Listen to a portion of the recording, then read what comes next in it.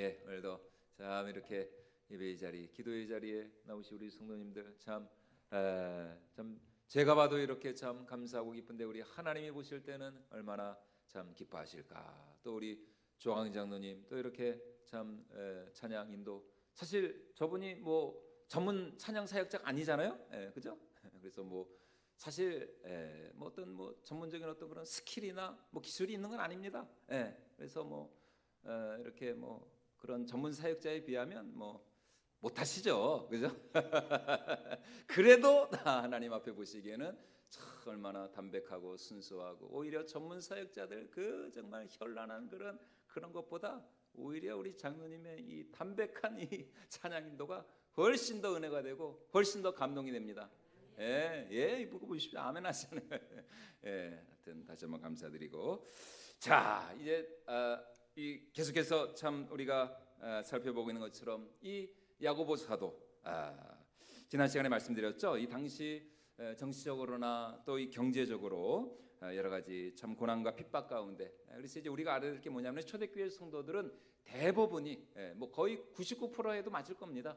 거의 99%의 초대교회 성도들은 거의 대부분이 이 313년에 이게 기독교가 공인되기 전까지는 굉장한 이 핍박과, 이제 특별히 이제 한 64년 그 이제 네로 황제에서부터는 거의 그 정말 200~300년 가까이를 엄청난 핍박과 박해를 받았습니다. 그러니까 사실 초대교회 성도들 주류는 이제 종이나 노예들, 하층민들이었고, 이제 아주 일부 이제 좀 귀족들, 또 이제 왕실에 있는 사람들도 있었고, 또 로마서에서 그 사도 바울이 말하는 것처럼 우리의 식주 가이오, 이런 사람들은 아주 아주 부유한 이제 귀족, 또 당시 초대교회를 책임지는 그런 사람들도 있었지만, 참 대부분은 여하튼 지위 고하를 막론하고 참 여러 가지 환난과 어려움 가운데 있었다는 것입니다. 이제 그런 초대교회 성도를 향해서 사도 야고보가 분명히 말씀을 하고 있습니다. 너희가 여러 가지 시험을 만나거든 온전히 기뻐하라. 온전히 기뻐하라. 특별히 이 가난과 부의 문제에 있어서 사도가 뭐라고 우리에게 권면을 하고 있습니까? 가난하다고 해서 절대로 그것 때문에 위축되거나 낙심하지 말고, 반대로 부하고 잘 나간다고 해서 그것 때문에 절대로 교만하거나 거만해지지 말아라. 오히려 부한 자는 무엇을 자랑하라고요? 자신의 낮아짐을 자랑하라. 하나님 앞에서 정말 내가 얼마나 죽을 수밖에 없는 죄인인가.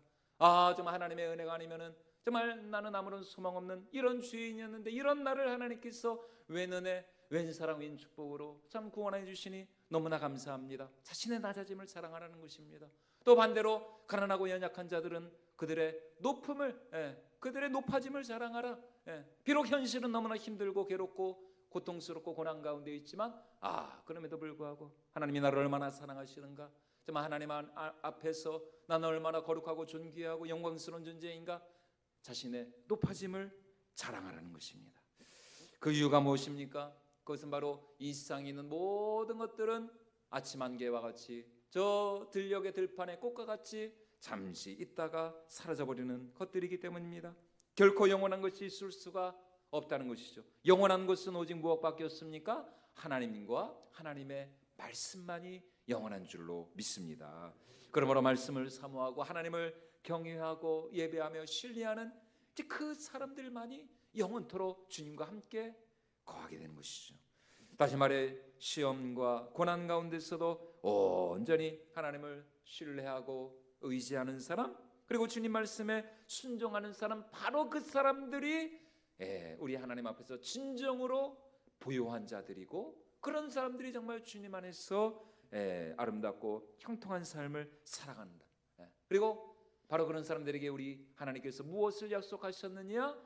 생명의 면류관을 약속하셨다라고 오늘 야고보 사도도 우리에게 분명히 말씀하고 있습니다. 자, 우리 오늘 12절 말씀 우리 다시 한번 같이 읽어보도록 하겠습니다. 시험을 참는 자는 복이 있나니 이는 시련을 견뎌낸 자가 주께서 자기를 사랑하는 자들에게 약속하신 생명의 면류관을 얻을 것이기 때문이라. 자, 우리가 이제 생명의 면류관 하면은 우리가 딱 기억나는 말씀이 있죠. 요한 계시록에서 사도 요한이 끝까지 참고 견디는 자는 승리하는 자, 이기는 자에게는 생명의 면류관을 우리 하나님께서 주신다. 사도 요한도 우리에게 분명히 말씀하셨는데 지금 야고보 사도도 마찬가지입니다.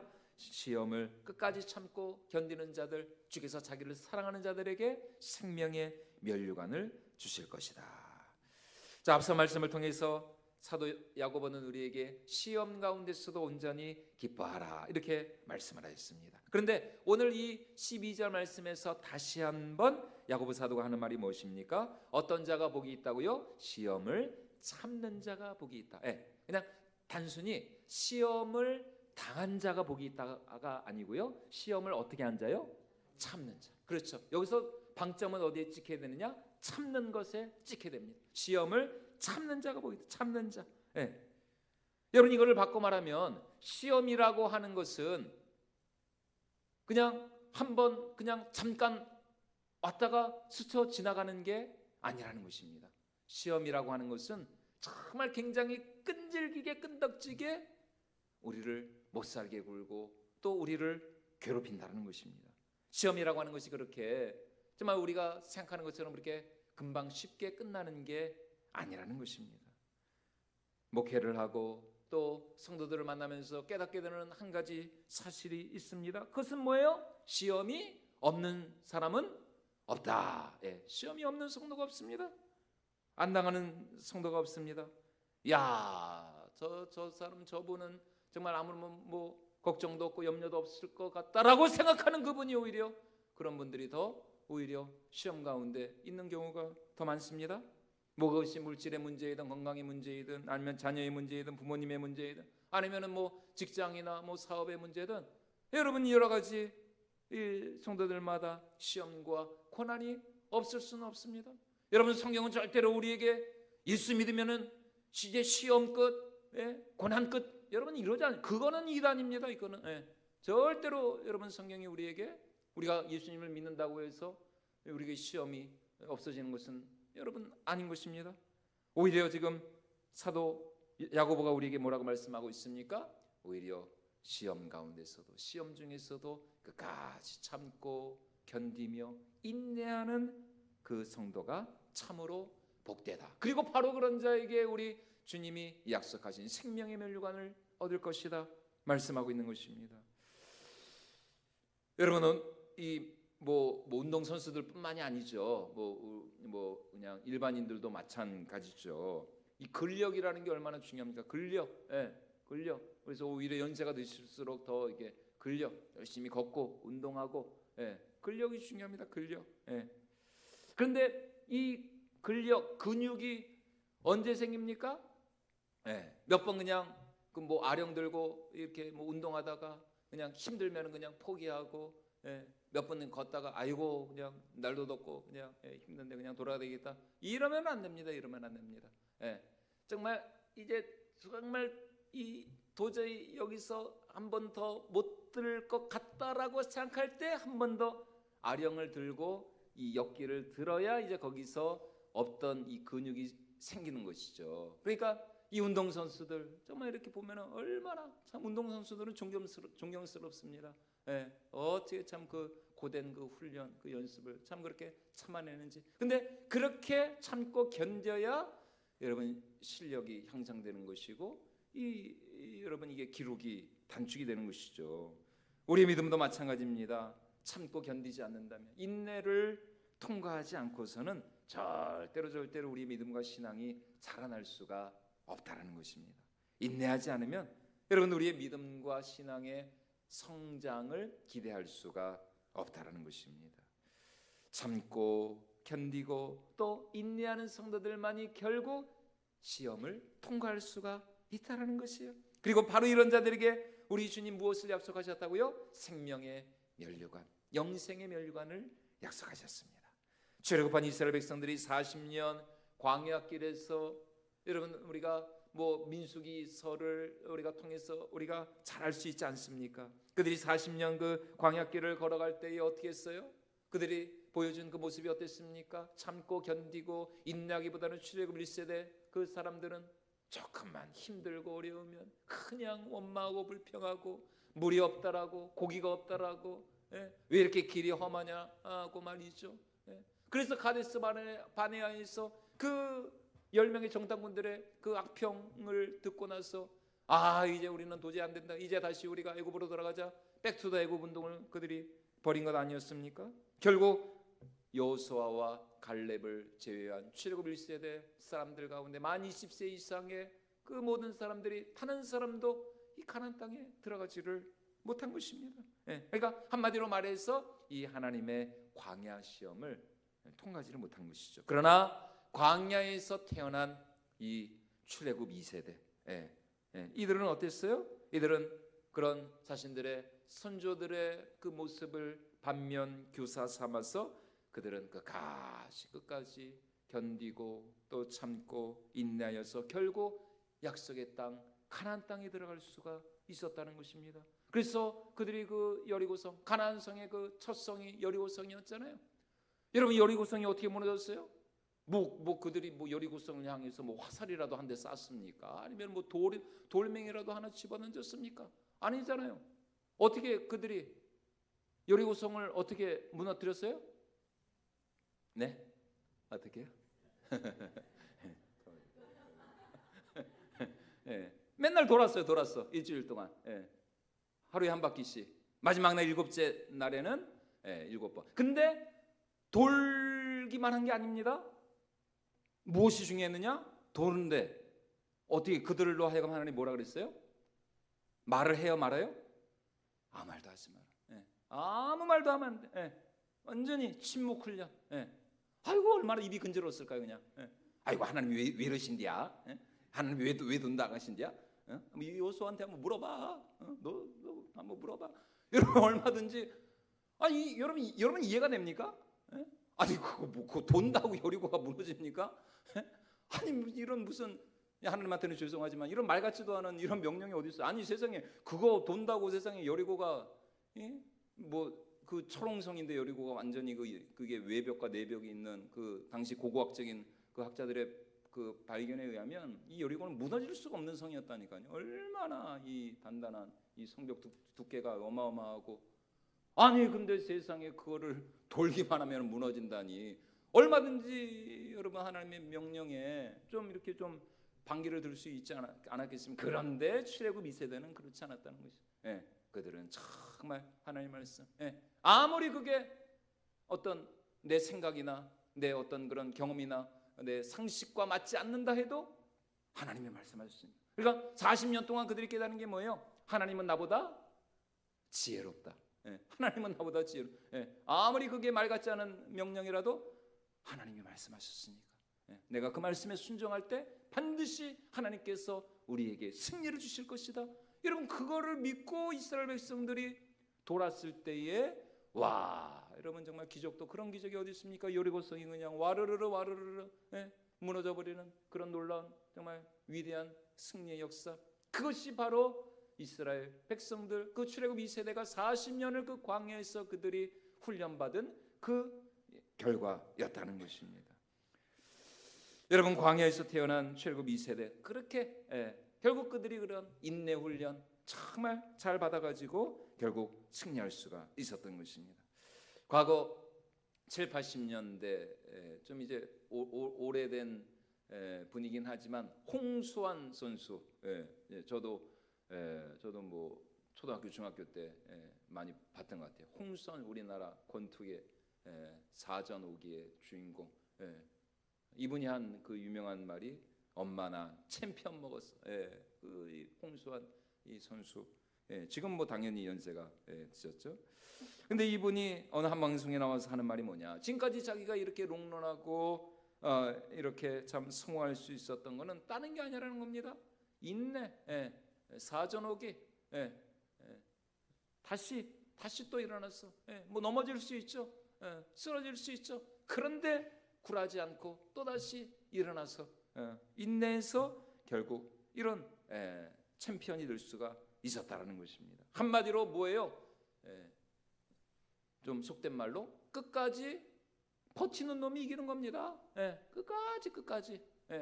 뭐 중간에 넘어질 수 있고 쓰러질 수 있고 실패할 수 있어요. 여러분 실패가 없는 인생이 어디 있습니까? 다 실패할 수 있죠.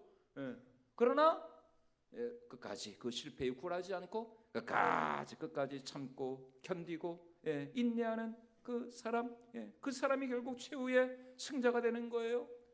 여러분, 그래서 그 옛날 이것도 또 옛날 영화인데 그 옛날 영화의 그 주인공이 여러분 그랬잖아요.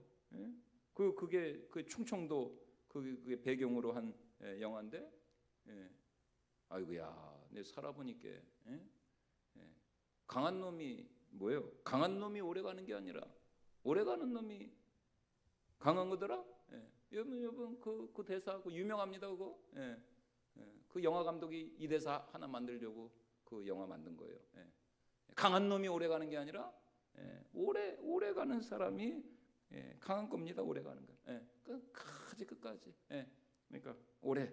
그래서 지금 야고보 사도는 어떤 사람이 복이 있느냐? 시험을 참는 자. 시험이 없을 수는 없어요. 그러나 그 시험을 끝까지 그냥 한 번 참고 끝나는 것이 아닙니다. 끝까지 참고 견디며 인내하는 사람이 복이 있다. 그리고 이것에 옳다 인정을 받은 자들에게 하나님께서 약속하신 생명의 면류관을 주실 것입니다. 그리고 나서 야고보 사도는 우리가 당하는 시험의 이 두 가지 종류에 대해서 말씀을 하고 있습니다. 이 두 가지 종류를 우리가 분별할 것을 요구를 하고 있어요. 자, 우리 13절 말씀 같이 한번 읽어보도록 하겠습니다. 사람이 시험을 받을 때에 내가 하나님께 시험을 받는다 하지 말지니 하나님은 악에게 시험을 받지도 아니하시고 친히 아무도 시험하지 아니하시느니라. 이제 그러니까 사람이 시험을 받을 때 이제 이렇게 말을 할 수가 있다라는 것입니다. 이거 혹시 하나님이 나를 시험하시는 거 아닌가? 아니 왜 나는 정말 믿음대로 살려고 하고 나는 정말 하나님 뜻대로 살려고 하는데 아니 왜 하나님이 정말 이런 나에게 왜 이런 어려움, 이런 고난, 이런 시험을 주시는가? 여러분 이렇게 하나님의 사랑을 의심할 수가 있다는 거죠. 아니 당연히 충분히 그럴 수 있죠. 그런데 지금 야고보가 하는 말이 뭡니까? 하나님은 절대로 악에게 시험을 받지도 않으실 뿐만 아니라 어느 누구도 시험하시는 분이 아니다라는 것입니다. 하나님은 결코 우리로 하여금 우리가 시험에 들도 우리를 그렇게 부추기는 분이 아니라는 것입니다. 하나님은 절대로 악에게 조정을 받는 분이 아니에요. 하나님이 악의 창시자가 아닙니다. 절대로 하나님이 악을 만드시는 분이 아니에요.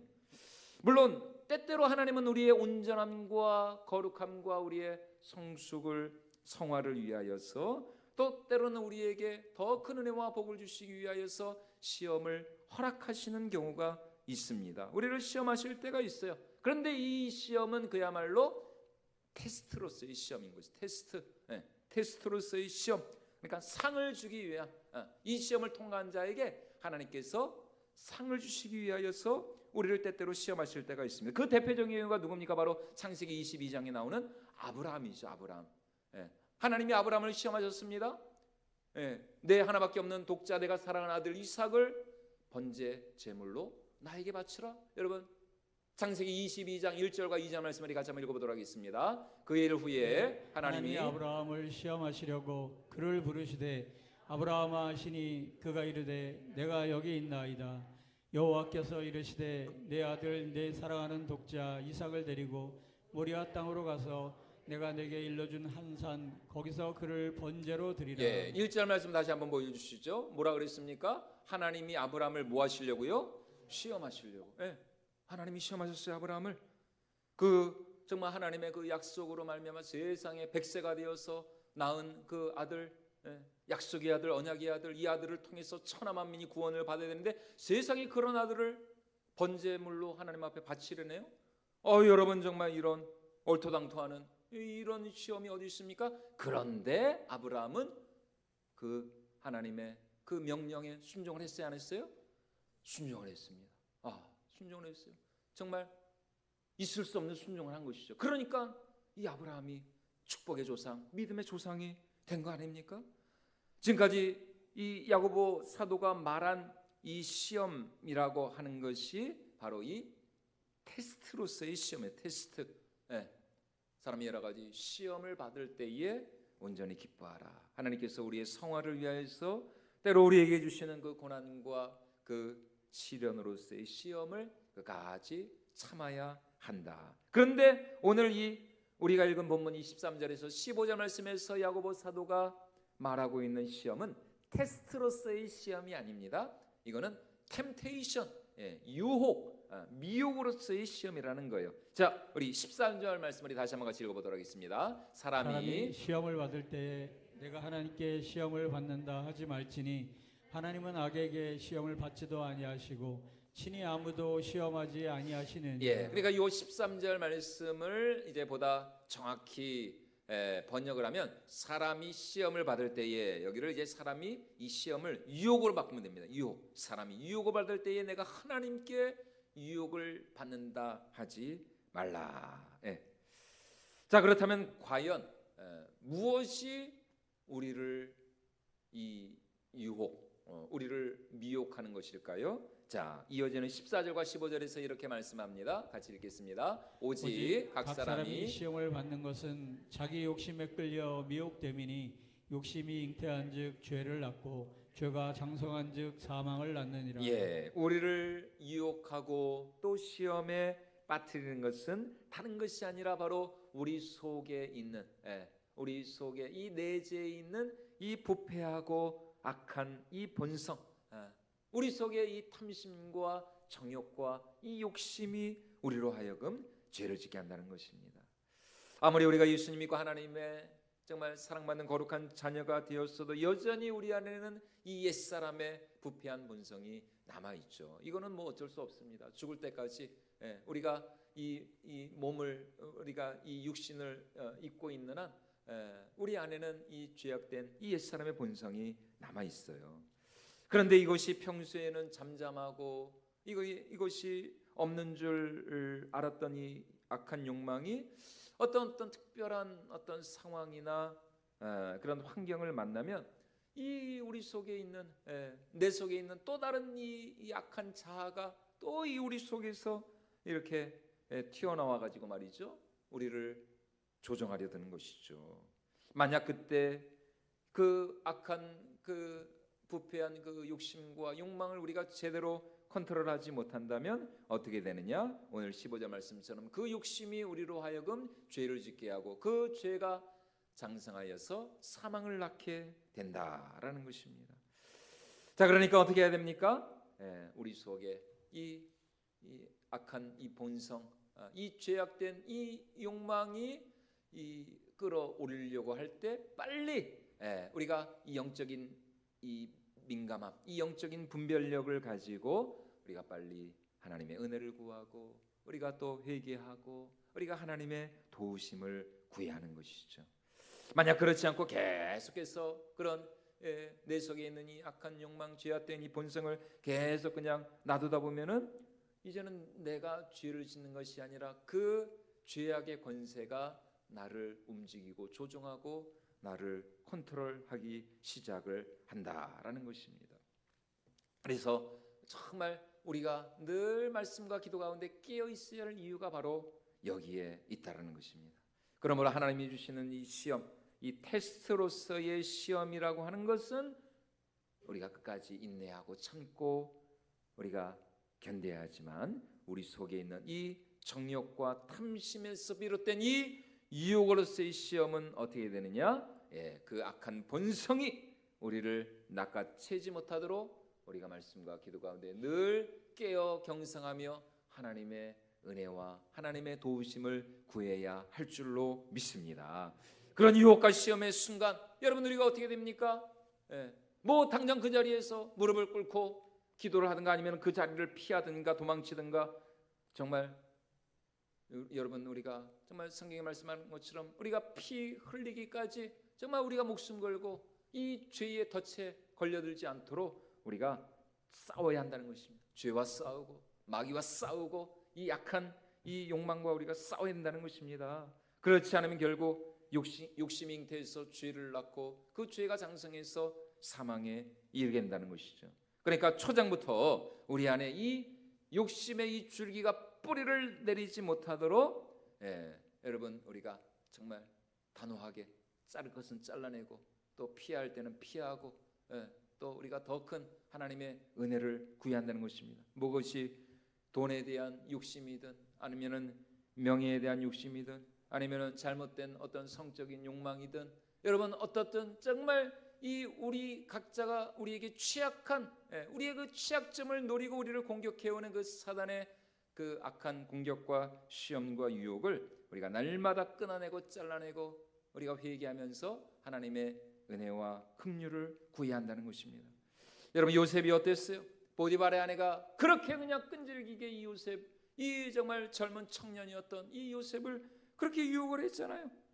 그러다 이제 나중에 집에 그냥 아무도 없을 때 아마 이제 집에 있던 종들을 다 그냥 다 이렇게 지금 나가라 그랬겠죠. 그래서 그냥 자기하고 요셉 둘만 있으니까 또 그냥 이 옆에 내가 그냥 또 그냥 가만히 있는 요셉을 그렇게 그냥 꼬시는 겁니다. 요셉 나하고 한번 좀 이리 와봐. 뭐 이렇게 도도한 척해. 여러분 성경이 분명히 이 요셉이 굉장히 이제 잘생겼다 그러잖아요. 여러분 그때 요셉이가 어떻게 했습니까? 사모님 저에게도 시간을 주십시오. 저도 생각할 시간이 필요합니다. 사모님 저도 마음은 있는데 한번 기도를 해보겠습니다. 여러분 요셉이 그랬나요? 아니죠. 그냥 걸음 하나 살려라 36개 그냥 주랭랑을 쳐버린 거잖아요. 분명히 요셉도 알았습니다. 자기가 그 겉옷이 벗겨지고 자기가 그렇게 도망을 치면은 분명히 그게 이제 꼬투리가 잡혀가지고 자기가 불리한 상황에 처해질 거라는 것을 요셉이가 몰랐을 리가 없습니다. 그런데도 요셉은 자신의 겉옷을 그냥 내팽개쳐 버리고 그냥 걸음 하나 살려라 거기서 설령 이 집에 아무도 보는 이가 없다 할지라도 또 주인 보디발 장군께서 정말 나에게 이 집의 모든 권한을 맡기셨다 할지라도 내가 어찌 하나님 앞에 이 큰 죄를 범할 수가 있겠습니까? 와 정말 요셉 너무나도 멋진 너무나도 진짜 멋쟁이 요셉. 하면 어떻게 그럴 수가 있었을까? 그 정말 20대의 그 혈기왕성한 그 청년 요셉이 말이죠 단호하게 그 죄악을 그 유혹을 뿌리치고 도망을 친 것입니다.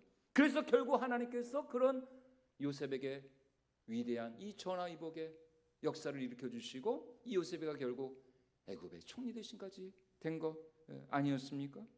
그러니까 이 나중에 이 요셉이 애굽의 총리 대신이 되었을 때 이 보디발 아내가 얼마나 부끄러웠을까?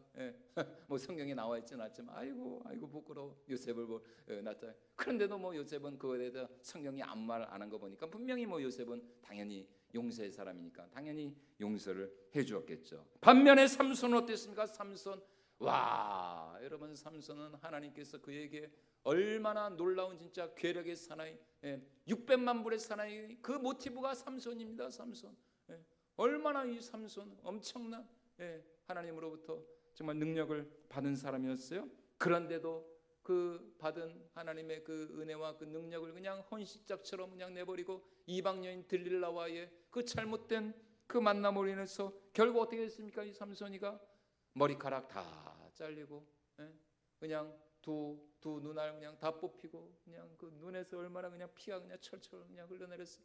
그리고 그냥 그 족쇄에 차여가지고 그 이방 사람들 앞에서 그 비참하게 맷돌이나 돌리면서 얼마나 큰 웃음거리가 될 수밖에 없었습니까?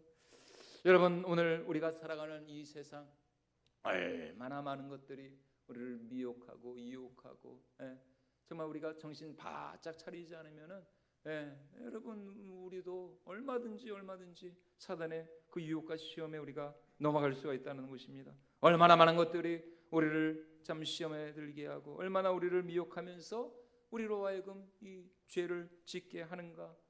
여러분 사기를 당하고 싶어서 당하는 사람이 세상에 어디 있겠습니까? 처음에는 그게 그냥 옳은 길인 줄 알고 좋은 길인 줄 알고 그게 그냥 선악과처럼 그냥 먹음직도 하고 보암직도 하고 지혜롭게 할 만큼 탐스럽기도 하고 그렇게 보이니까 결국 그렇게 사기를 당하는 거 아닙니까? 그러다가 그냥 나중에 다 그냥 전 재산 그냥 날리고 너무 안타깝잖아요. 여러분 그러므로 우리는 언제나 말씀과 기도 가운데 끼어서 특별히 우리의 무엇을 우리가 지켜야 된다? 우리의 영혼을 지키고 우리의 마음을 지키고 항상 우리의 이 생각 정말 우리의 이 마음과 생각을 우리가 철통같이 지켜야 할 줄로 믿습니다. 그래서 잠언 4장에서 지혜자도 이렇게 말씀하고 있죠. 자, 우리 잠언 4장 23절 같이 한번 읽어보도록 하겠습니다. 뭐든 지킬 만한 것 중에 더욱 내 마음을 지키라. 생명의 근원이 이에서 남이라. 예, 생명의 근원이 어디에서 나느냐? 우리의 마음에서. 그러니까 이 마음을 우리가 얼마나 잘 지키느냐 못 지키느냐, 거기에 우리의 생사가 달려 있다는 것입니다. 예, 우리의 마음을 지켜야 한다는 것입니다. 그러므로 우리의 마음과 생각이 언제나 하나님의 말씀으로 충만하고 하나님의 영으로 충만해야 할 줄로 믿습니다. 우리의 마음을 노리고 우리의 이 생각을 정말 우리 마음의 이 성벽을 무너뜨리려고 하는 이 약한 마귀 사단의 그 괴계와 공격과 그 유혹의 불화살을 우리가 날마다 물리치고 우리는 언제나 성령의 전신갑주로 무장하여서 날마다 말씀과 기도 가운데 깨어 이 영적인 전쟁에서 승리할 줄로 믿습니다. 여러분, 그래야 우리가 끝까지 어떠한 시험과 고난과 환난 속에서도 우리가 인내하며 승리할 수가 있는 것이죠. 그래서 우리가 날마다 고백하고 기도하는 주기도문에서 예수님도 우리에게 어떻게 기도하라고 말씀하셨습니까? 우리를 무엇에 들지 않도록 시험에 들지 말게 하옵소서. 예, 우리를 시험에 들게 하지 마시고 다만 악에서 구원하여 주시옵소서. 예, 여러분, 이것이 매일 우리의 기도의 제목, 우리의 고백이 된다는 것입니다. 예, 시험에 들게 하나님 오늘 하루도 정말 시험에 들게 하지 마시고, 여기서 이제 시험은 템테이션, 유혹으로서의 시험이거든요. 우리를 시험에 들게 하지 마시고 다만 악에서 구원하여 주시옵소서. 여러분, 예수님도 이렇게 기도하셨다면 우리는 얼마나 더 여러분 그렇게 기도를 해야겠습니까? 그러므로 우리는 언제나 말씀과 기도 가운데 깨어서 우리의 마음과 생각을 지키고 또 정말 성령 하나님의 그 도우심을 우리가 간구하면서 세상의 그 모든 유혹과 시험으로부터 날마다 승리하여서 생명의 면류관, 영생의 면류관을 받아 누릴 수 있는 저와 여러분들이 모든 성도님들 되실 수 있기를 주님의 이름으로 축원을 드립니다.